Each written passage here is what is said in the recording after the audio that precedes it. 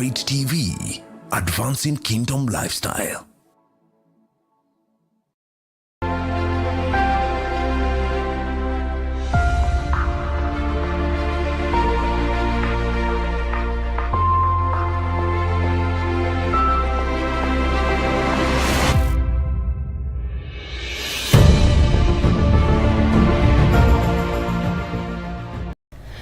Yes, welcome to Man Unveiled, a show that comes to you every Wednesday, 8 to 9 p.m. I'm your host, Joe Wisdom. Today is a wonderful day. I want to welcome all of us. I know we have been having a very wonderful family day. Today was Labor Day. I hope you have been enjoying with your family, with your children at home. Some of us who are coming from the superhighway, there was a lot of tension, but at least we are safe. We thank God for securing our lives and our destinies. This wonderful evening, we have a very nice topic, and I want to engage you, our viewer, to write to your friends, a fellow man. Let every fellow man know what is happening on Elevate. I want to bring to us that we are live on Elevate, on YouTube, at Elevate TV, on Facebook, Elevate TV, and also on TV. So let every family, every member of your family, your relatives, let them know that something good is happening on Elevate TV, on Man Unveiled show. I want to bring our topic, the woods of a man. And men have many woods. We say that in this show we want to empower a man, because every society that doesn't empower its men is a society that is headed for a mountain. Every society that doesn't empower the men is a society that everyone becomes an endangered species, because a man is a pillar of society. I have some wonderful guests with me today to look at this topic.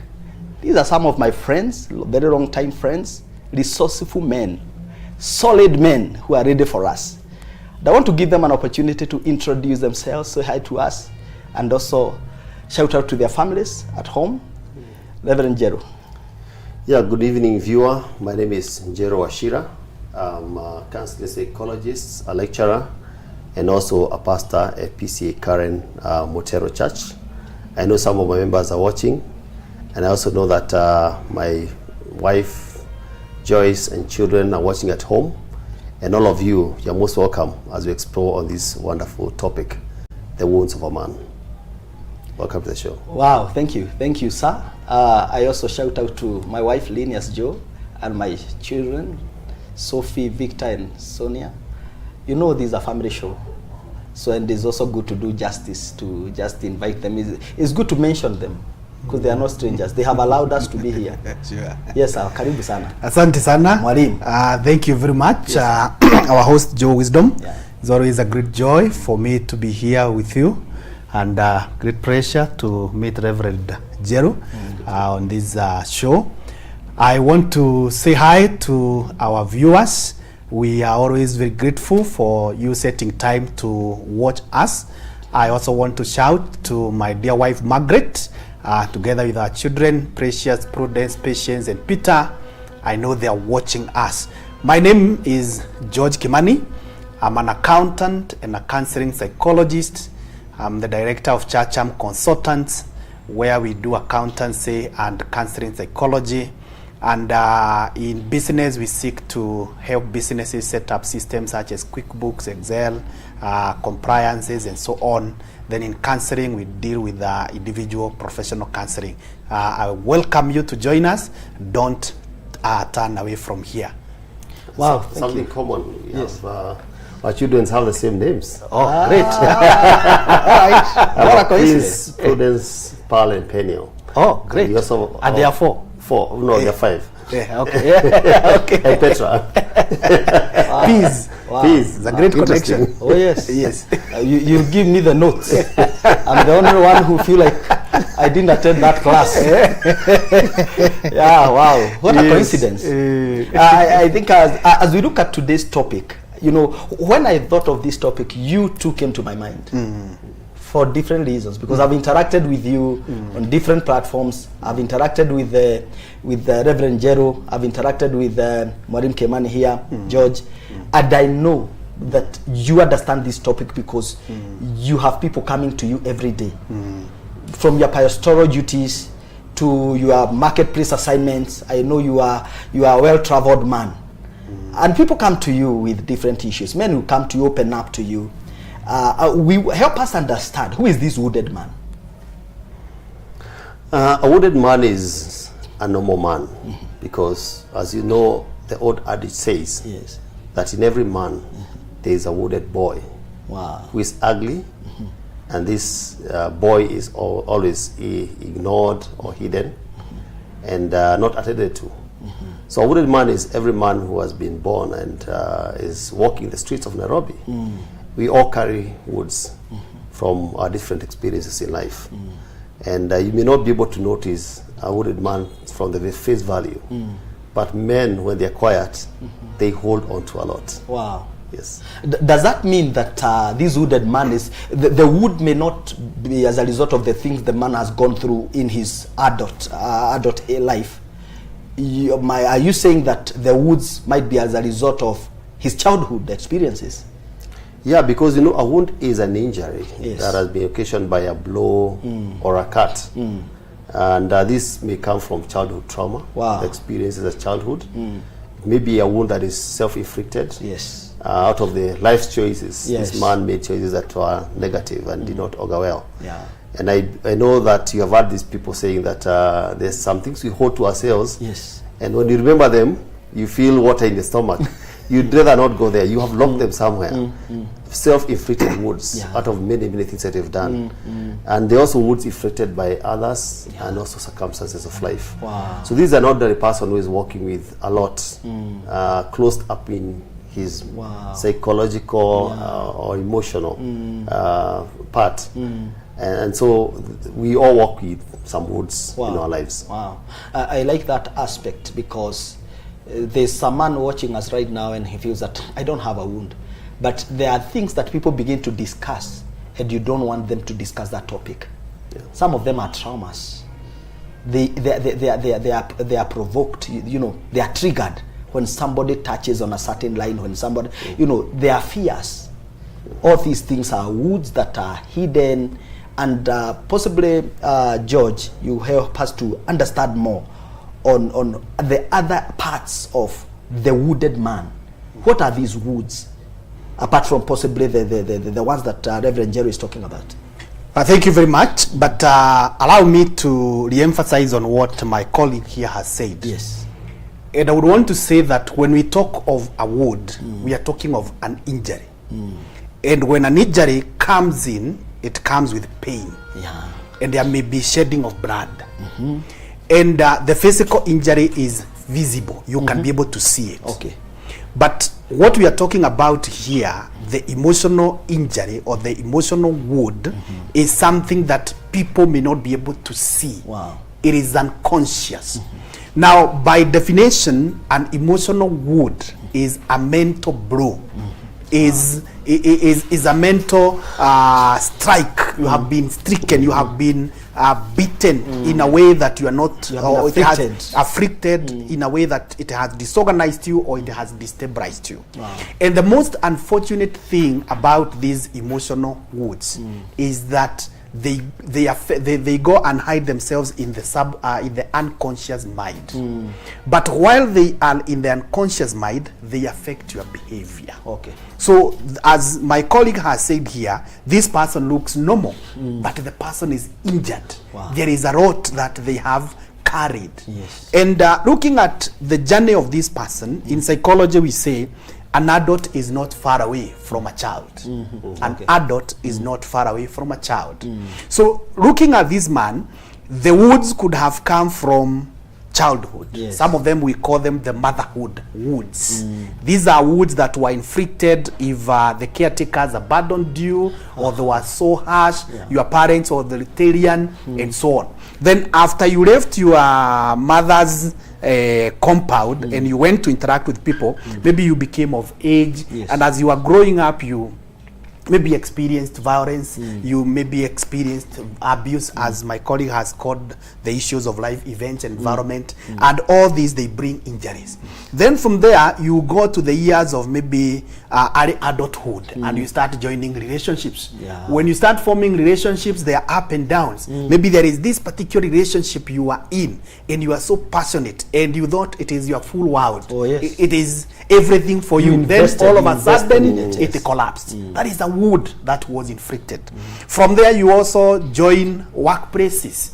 You go and invest so much in the workplace, you commit yourself, then all of a sudden they fire you. Or you have invested in a business, and it was really doing well. Then all of a sudden the business has collapsed. That also creates a wound. Then later on you get married. You are there in your marriage life with your wife, their quarrels, or even children, their quarrels. All these issues, what they do, they deposit injuries to the man. And now we have a man who is wounded. Yes. You see, when I see, there's a picture that is widely shared on our social media handles, maybe on Facebook and on WhatsApp, and is of a lion that is starving, a very beaten up lion. And at some point someone would say that at some point, no matter how strong you are, there is that one day that comes that, you know, you see that lion being chased away by wolves. Yes. Yes. You see? So it doesn't matter how strong you are, at some point you'll be at your weakest. And as you've shared, there are these circumstances of life, broken relationships, broken promises, economic challenges that leaves this man wounded. You know, Reverend Njeru would want you to address the issue of this man who have raised up this family. And at some point, possibly he's not able to be present, and the children feel like they are being deprived something, but the man is working hard out there. But the children say that our father is not there. You know, he is ever busy. But the man is. I think that the issue is not about being busy. The issue is finding time to connect with your family. Yes. Because it's in the connection that you actually are present in the life of your children. Yes. Because I know busy men who have always created time for their children, and how you relate with them. Because a psychologist, a British psychologist called John Bowlby, said that came up with the attachment theory. And he said that how you related with your primary caregivers, and these are your parents, will impact on how you relate on other people later in life. And so how you relate to their children and how you raise them by being present and involved will create them to have a way of connecting with people in the future.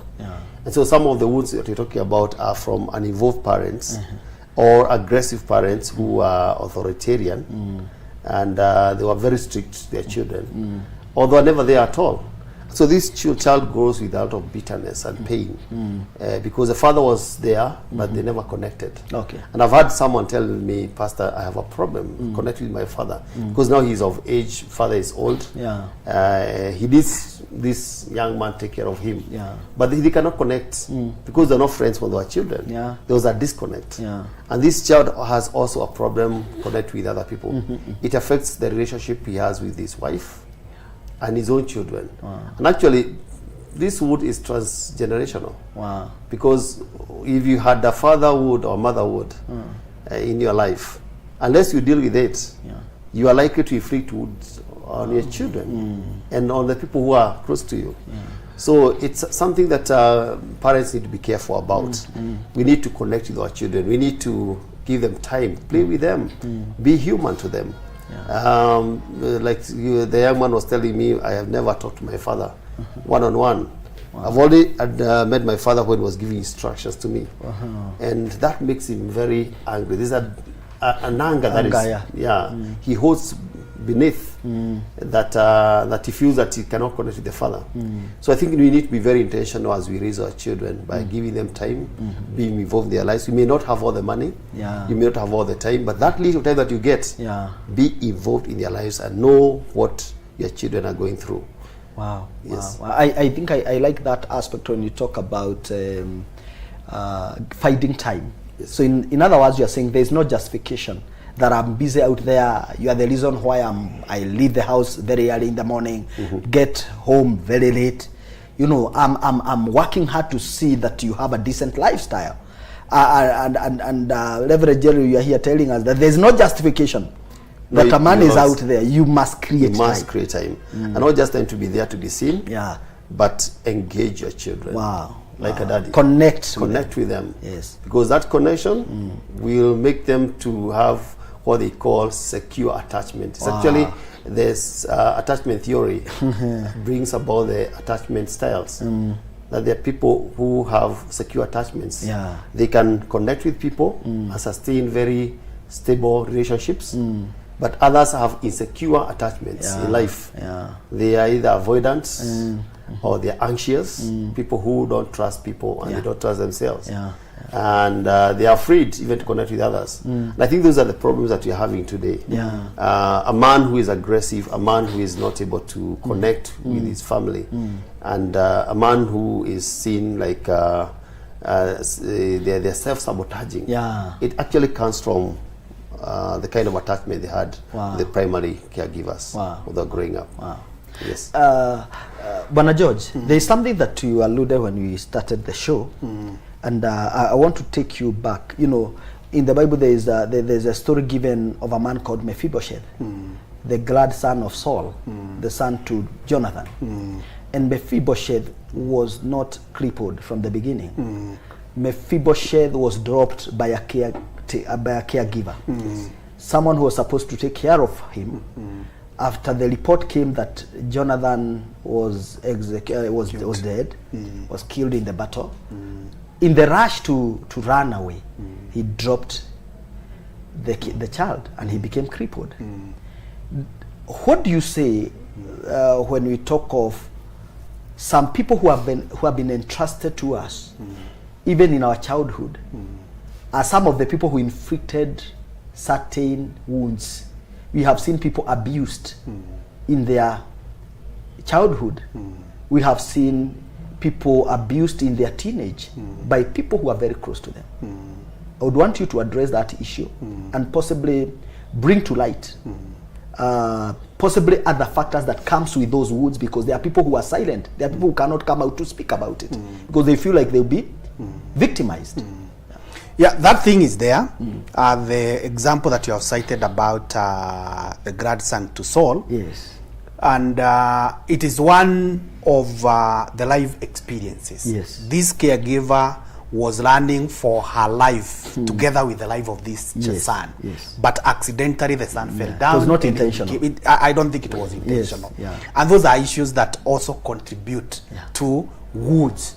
On top of what you're talking about, the absent, the way someone was brought up, the issues of life, they also contribute to that. Yes. But going to your question, I would want to tell our viewers that it is very, very important to know who is taking care of your child, especially nowadays when we are very busy out there with economic engagements and we leave our children under the care of some other people. What exactly are they doing to our children?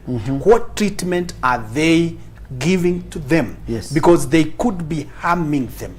And in psychology they will tell you, when a child is young, between the age of 0 to around 10 years, that is when the patterns of life are being formed. So most of the experiences they will go through, they will now become the templates of their adult life.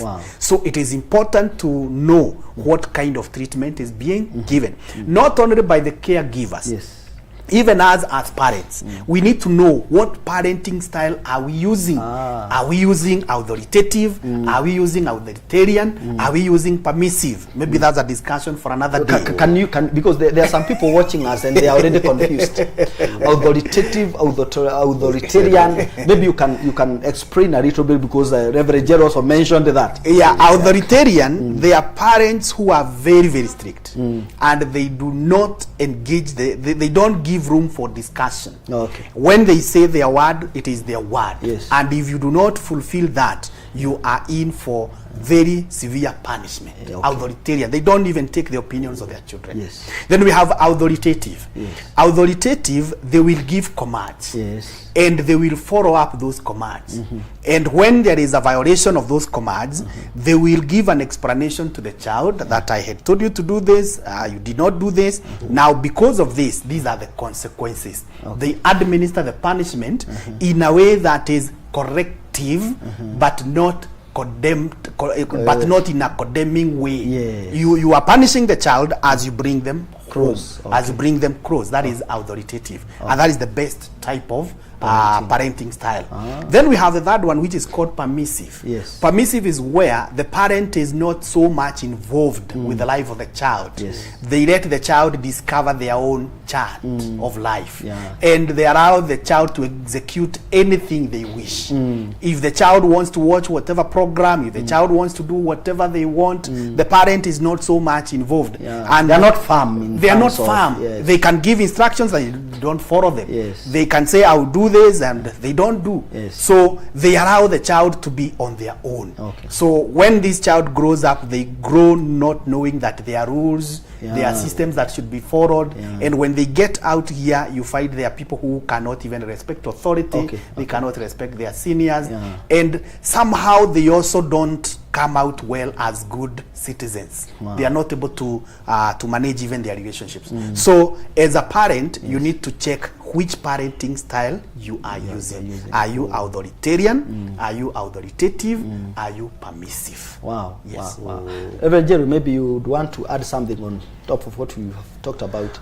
Yeah, it's very, very important that you check on the parenting style, and because some children grow to be timid, and they lack self-initiative because that was killed when they were young. Yeah. Because when they did something wrong, Yeah. instead of correcting them with love, being firm and tender, you came and criticized. Okay. And what you did is emotional abuse. And this child grew to be very timid, and that became a wound. Maybe you can explain about emotional abuse. Emotional abuse comes in words. It can be in words when you know some words we use on our children. Yes. You call them animals, Yes. 4 legs. So domestic animals. Yes. Domestic animals. Yeah? Or we tell them how Even wild. stupid and foolish they are. Yeah. Or shouting at them. Yeah. Instead of engaging them. Yeah. And so that you can dialogue with them. Yeah. So that shouting leaves a damage, an injury. Yeah. And that injury is actually, if not addressed, it's actually be there even when they impact their lives when they are older. Yeah. And that is very, very important to know. And also permissive, where you allow your children to become anything or to do anything. They know there's no father here. Yeah. Here it's for us and God for us all. Yes, every It's us man and for God. himself, yes. Every man for himself. Yes. And you know that one also brings children who are not able to be civil in a society. Yeah. And also a wound because they lack the love of our parents. Wow. Yeah. Maybe in a few you can just share with us the wounds that comes with marriage, with this institution. We have talked about children and all the wounds that comes with childhood, fathers and children. What about this man who is in marriage and he is wounded because of some of the things that are happening in his own marriage? We have even seen men who are very proud out there, my children, but only God and the wife knows that none of his business. Yeah. It's very interesting that you have And men, after they know that, they feel abused, they feel misused. Yeah. There are men who are wounded in their marriages. And some become wounded when life turns the other side.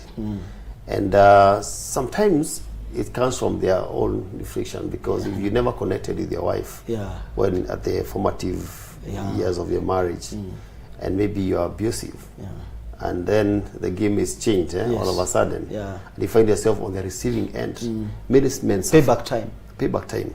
Because you always say, and I quote you, that whatever you do is an investment. Yes, that's true. And you're going to reap it. And the men who are reaping heavily, because when now they are the ones to be taken care of by their wives, because maybe financially they are down.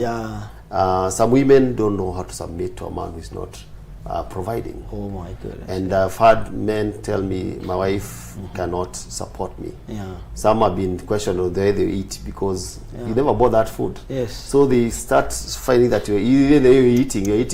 They are even told you are eating as if you have a crusade in the stomach. Or somebody who is relocating. Because and I think it talks about men finding value in themselves rather than being providers. Because we found men who suffer, and men who also denied sex. And your wife knows your weakness, and what they do is to deny you sex. And because you are a man who is in a place in the society of a position, you cannot fight. And you can't go saying and you can't go saying that my wife has denied me. So what happens to this man? He actually suffers with his wounds. Oh my goodness. And they are there. They are beggars of love. Because the wife maybe does not like them anymore, and they go through a lot of pain in that marriage. And so, and then some others have found out because they did something wrong. And you owned up. And that's why I hear men say, don't own up to anything. I don't believe that. But they say, if you own up, that will be used against you tomorrow. And there are many men who are at the receiving end because of what they owned up, and they cannot be forgiven. And they find themselves victims of circumstances. And so there are many men who are also suffering in their marriages. Wow. I think I like this conversation, and I can tell you there are areas we are touching on that men are going through on day-to-day basis, because I interact with men. I get a lot of messages from men, and some men have become strangers in their own houses. They have become total strangers, even sometimes to their children. And because we are here to look at the causes and the solutions, I want to acknowledge some few people who are watching us. And that is on Facebook. And we have Princess Julie. I never want to miss Man Unveiled. This must be an interesting topic. Thank you, Princess Julie. Wanyaga Gitao, may the woods be healed. Oh yes. Wilberforce Wanyonyi is watching from Chiromo. Great topic. Sam Ambrose. This is a gentleman from Nakuru, a friend of mine. Nesh. Thank you, Nesh. Great encourager here. Is that this is powerful, Joe Wisdom. Continue writing to us. Continue engaging us. Continue writing in some of the questions that you would want us to ask our guests. They are loaded. They are informed. They are solid. And I just want you to keep it elevate, because in 2 minutes, we are getting back with the solutions. We have diagonized. We are now coming to prescribing solutions, the healing process. See you shortly.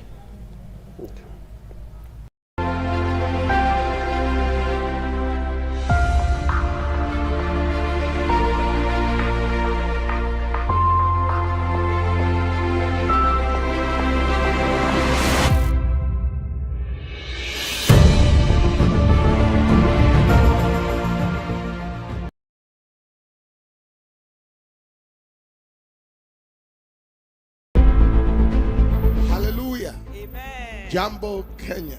Jambo Kenya. This is to welcome you to the Kenya Healing and Deliverance Crusade with the title In the Day of His Power for the 16th and 17th of May 2024 at the Kasarani Stadium.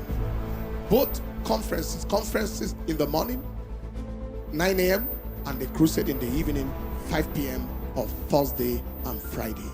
There will be healings, there will be miracles, there will be signs, and there will be wonders. There will be deliverances, there will be breakthroughs, there will be impartations for ministers and church workers, and fire baptism in the Holy Ghost. It shall be explosive. God's going to be there. God's going to do what only He can do. Be sure to invite your friends, your loved ones, your neighbors. Let everybody gather together there and let their lives be transformed. All the way from Nairobi, from Njeru, from Kiambu, from Kajiado, from Nakuru, from Kakamega, from Bungoma, Kisumu, Kisii, from Machakos, Embu, Mombasa, Kilifi, from Mandera, Garissa, and all the other counties in Kenya. Wow. Ensure that you are there. Praise the Lord. Make sure you don't miss this. Bring your friends. Doesn't matter whether they go to church already or not. Doesn't matter whether what denomination there is. It's for Jesus. It's a life transforming time. Let them come with you and let their lives be transformed. Now we see Kenya rising up in victory, rising up in glory. Hallelujah.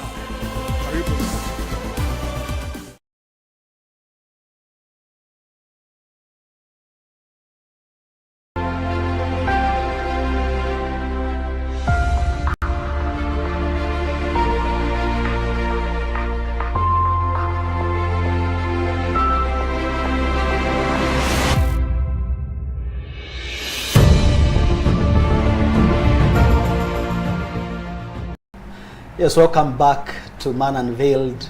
We are here to look at the wounded man and the wounds of a man. And today we are very calm because we do not want at any point to hurt a hurting man.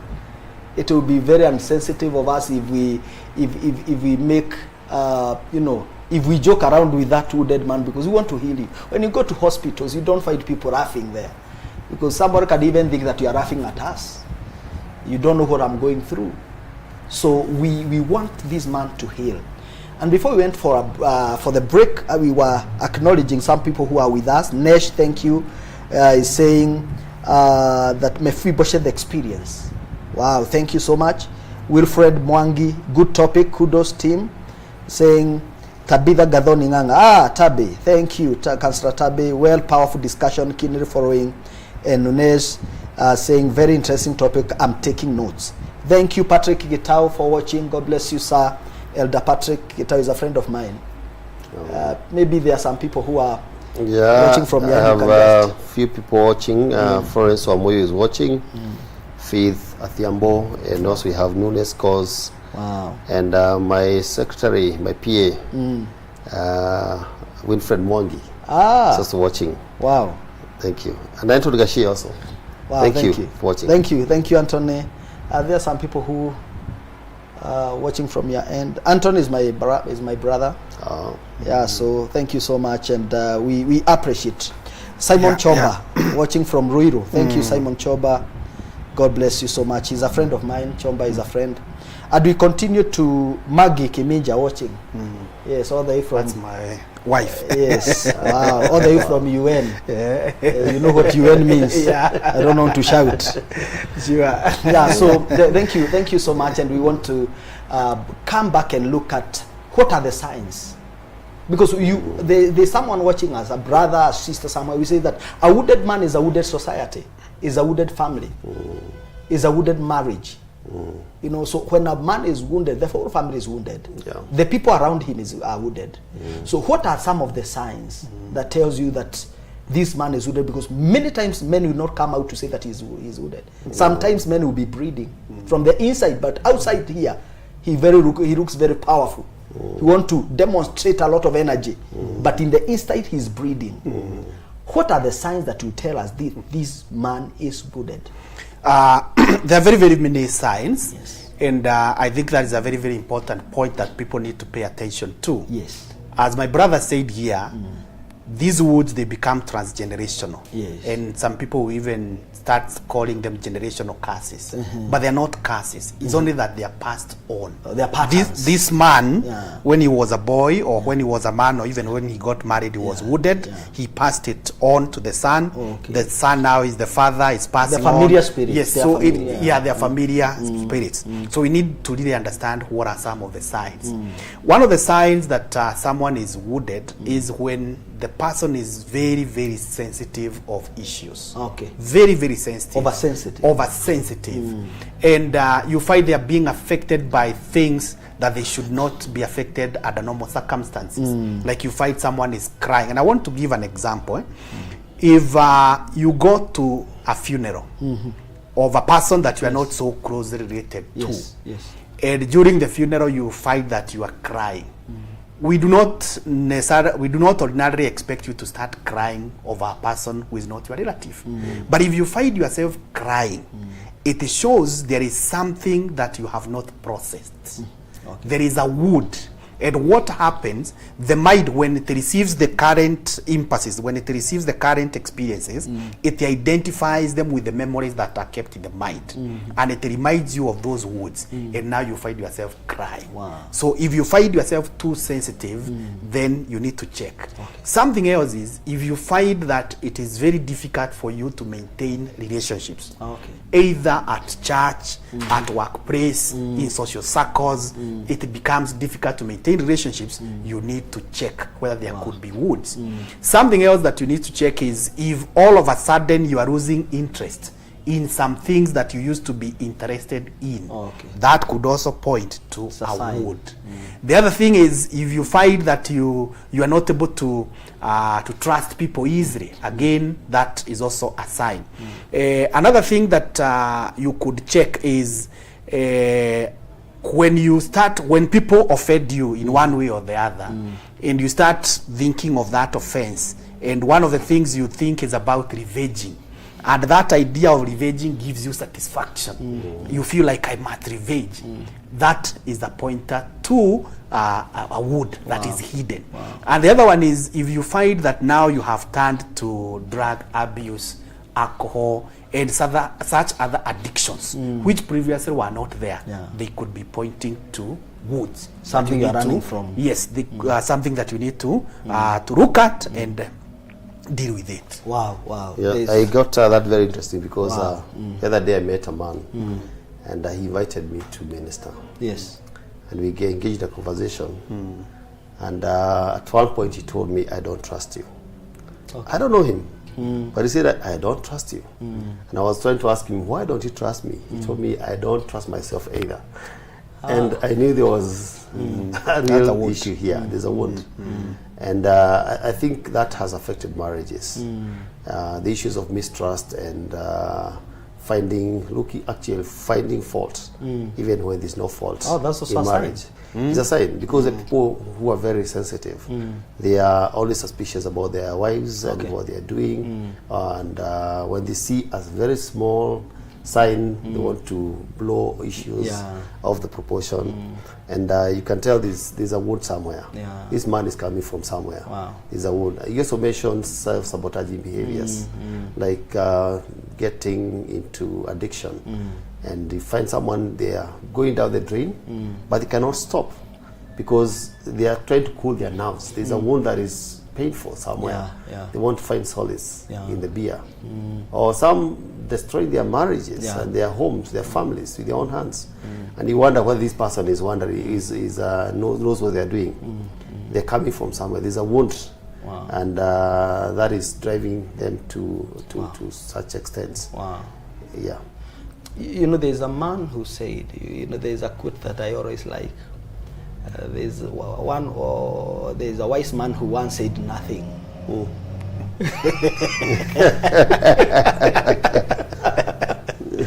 I was taken to be wise. Yes. I was saying nothing. Sometimes a wise man, you don't just want to say anything because they are used to. There was a wise man who said this and that. There was one wise man who said nothing. Yeah, and also there is also the spiritual aspect. He mentioned quite a number of things which are very, very key. But also spiritually. Yes. You have tried to witness someone about God and they can't connect with that God who is a father. Yeah, okay. And the image of God as a father is distorted because the kind of image they have of our father was abusive or not evolved. So we'll talk about the love of our father, God in heaven. They can't connect. Cannot connect with that because it's a wound, a father wound in their lives. Wow. Yeah. Thank you, Jane from Naivasha, Following, thank you. Willie Kenyash, oh, the undisputed. Thank you, sir, for watching. God bless you. Mishek Muchomba, very nice topic. I'm following. Owiti Mika following. Hilary Ngaho. We appreciate Esther Waweru, a very powerful session. Most of our men are being wounded for no reasons. May our good Lord heal their wounds tonight in Jesus' name. Wow, I can feel you, Esther Waweru. Thank you. Patrick Itao, very interesting topic. Thank you, Anthony. Faith Athiambo, thank you. There's something that one philosopher said, and I want to buy. He said that the destiny of a man is defined by when he chooses to face what is facing him. The destiny of a man is defined by when he chooses to face what is facing him. We also say that what you can't confront, you can never conquer. What are the solutions? Well, start by saying that I told you that in every man there is a wounded boy. Yes. You need to find out this boy. It's called self-awareness. Okay. You need to do an introspection and discover who is this boy. And you can look at their behaviors and how you have been carrying yourself around and try to find yourself. Yes. Self-awareness is very, very important. Wow.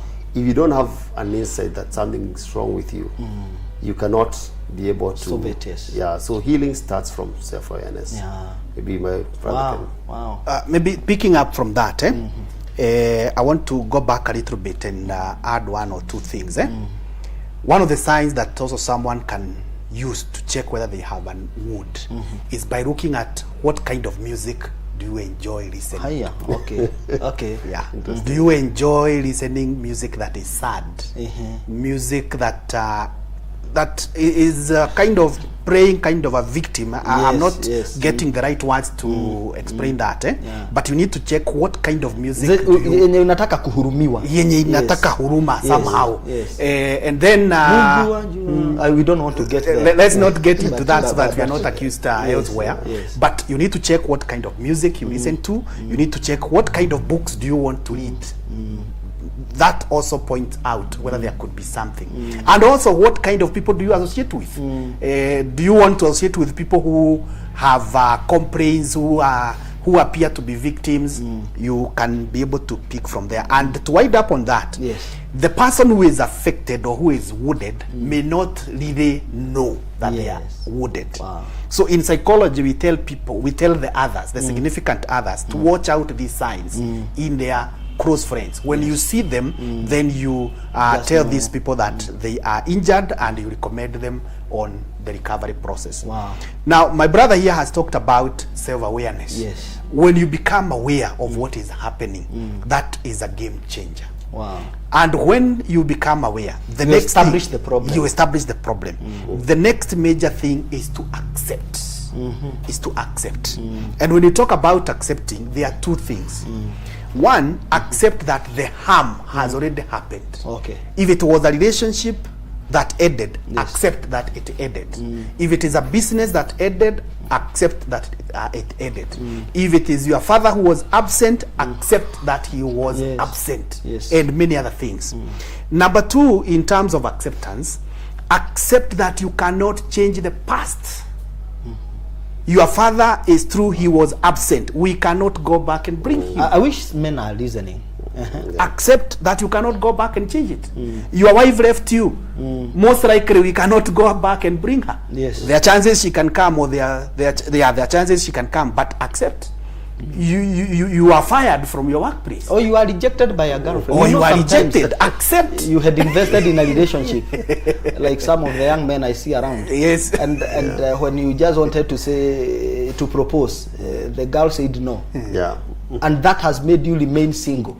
So until tomorrow morning. Yes. Now, once you have you become aware, you have accepted those two things, then take responsibility. And taking responsibility now, you become in charge of your actions, your choices, and whatever else you should do to recover. And stop this issue of blaming. It is a fact that it is a fact that the girl left you. It's a fact that your parent left you. It's a fact that they fired you. It's a fact they betrayed you. It's a fact they rejected you. But don't keep on blaming them. Yes. Take responsibility and move on. And that acceptance also has another aspect of letting go. Okay. Another word is let go. That is forgiveness. Forgive your parents. Forgive yourself for the mistakes you did. You know, some of the things the wounds that men go through are self-inflicted. And I also say it's very, very important as you let go also reconcile with your past. Okay.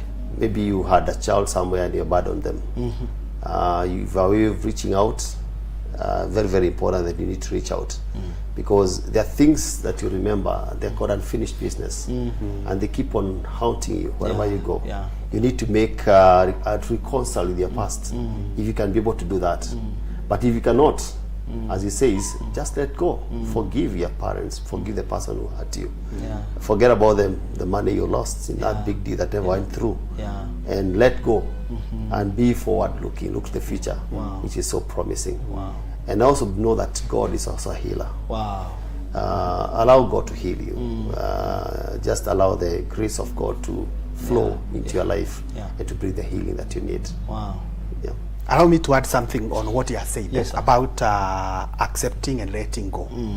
When we say accept and let go, it does not mean we are okay with it. It means we are simply acknowledging and appreciating that we cannot live there. But we accept and move on. And he has mentioned about forgiveness. You need to forgive yourself. Maybe you participated in what happened. And there are other instances where you never participated. Forgive those who participated in creating the wound. So the aspect of forgiveness is also a game changer, both to yourself and to anyone who inflicted the injury. And you do not have necessarily to get the person and they confess so that you forgive them. You can take the initiative. In psychology, there is something we call the journaling. You can journal, or you can use what we call the empty chair. You assume that the person who did that, like maybe is your father who was absent or whoever, is just next year. You talk to them and you tell them, I have forgiven you. And then you turn to God, as he's saying, he will help you forgive and move on.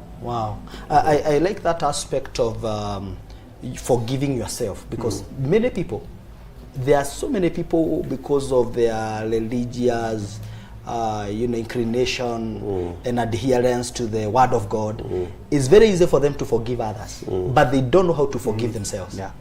You can forgive anyone else, but you can't forgive yourself.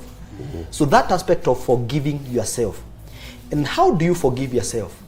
Maybe, Reverend Njeru, how do you know that you have forgiven? Because sometimes you would want to say that you have forgiven yourself, but you keep remembering about the same thing. Last week, about 2 weeks ago, my dad had an incident. My dad is a strong man. I've known that has always been a fighter. If he is like you, what do you expect? Then he finds people on the way parking their car, and they tricked him and conned him out of his money. And he realized when they had just left. And he came back home insulting himself. I'm very stupid. How can you? How can it happen to me? And I had to sit with him and tell him that you had no control over what happened. Because what happened, these guys had an agenda. So they were ahead of you. So the best thing for you is to just tell yourself that I didn't have control. I didn't know better. My knowledge was up to that point. So you forgive yourself by not blaming yourself for what happened. Blame the circumstances. Blame the issue that happened. Because sometimes circumstances will conspire against you. And you find yourself in a mess. Forgive yourself for that. Now you know better. Take care of your future. Thank you. But what you cannot change, you just accept and forgive yourself. There's another wise man who once said that you can never go forward looking backward. You can never go forward looking backward. Actually, you stumble and fall. Another classmate of mine, wise man, once said that you can never climb up the ladder of success wearing the costumes of failure. So you must accept this. That's what you are saying. That I am not the failure. I failed in this. I lost money. I failed. The business failed, but I didn't fail. The failure was a failure. Actually, to put it in other words, as he's saying, when you are forgiving yourself, you appreciate this is part of the process. It's part of life. And there are some lessons you learned from there. Okay. Now, with those lessons, you are now wiser. Okay. Tomorrow, face to That the is same school thing. fees. You Yeah. can you can think there. Tomorrow that you is make the a better school fees I decision. paid to learn these lessons. When you look at it that way, it will be easier to forgive Wow, yourself. wow. You will not blame yourself so much. Same, it's part of process. I learned, I was in school. So next time, let them come again. Yes. If those guys now meet your dad again, he will now be able to deal with them wiser. squarely. Wow. Yeah. You see, when you That's trip, awesome. you don't fall backwards. Huh? That's true. You fall a step ahead. That's true. So you have some lessons Yeah. that will help you in the future. Yeah. Yeah, but you cannot reverse what happened. Yeah. And in case you fall, please don't nose dive. That's what Reverend Njeru is saying. You breathe your nose, your mouth. Yeah. He says that if you have to fall, ensure that you land on your back. Because if you can look up, then you can get up. Always create that atmosphere that is positive, that I can still make it, that's still possible. So maybe as we conclude, we'd want to, George, I would want to look at this camera and talk to a man who has lost money in business. A man who have lost money in business. Then you also speak to a man who have lost a relationship, who have lost a loved one. You know, there's Luke chapter 15. The Bible talks about, it's called the parable of the lost. The lost coin, the lost sheep, and the lost son. I want you to speak to someone who have lost a loved one. Maybe marriage, because there are people who are watching us, and possibly you have lost a loved one, you have lost relationships, and you feel wounded. And also address that man who have lost money, the lost coin. How do you reconcile with that? Okay. The first thing, as we have said, is accept that that thing has happened. And as we say accept, we are not saying you become so comfortable with it. We are not saying that it was good. We know it is painful. We know there was loss. And please, as we talk of the healing process, one of the things that will be required is that you go through the pain, you go through the feeling. Process that feeling of losing the money, that feeling of being left by the wife or the girlfriend, or that pain of even losing a loved one. Then once you have done that, now take up the responsibility of looking at what else can I do. If it is a man who was planning to get married and this girl has eloped, stand up and dust off and go back to the field. There are many other girls that will be the beautiful ones are not yet born. Yes. In our days, you used to say they are not 12 like the disciples of Jesus. You still get another one. You are now inciting. I'm just citing what you are saying. If it is business, maybe you have lost money. What else can you do? Maybe you may not be able to accumulate such amount of capital again, but maybe you can now look for a small business to start. You can look for somewhere you can get employed. You can even learn new skills and accumulate money and then look for ways of coming back. But don't remain there. Life must go on. And as you do this, as we have said, go when you have forgiven yourself. Don't go blaming yourself.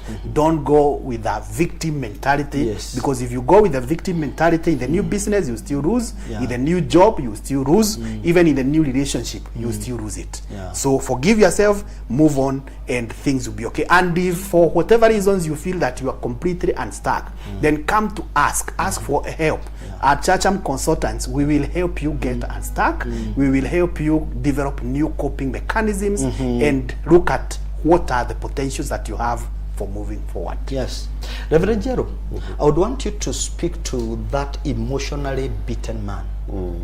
A man who is emotionally stressed.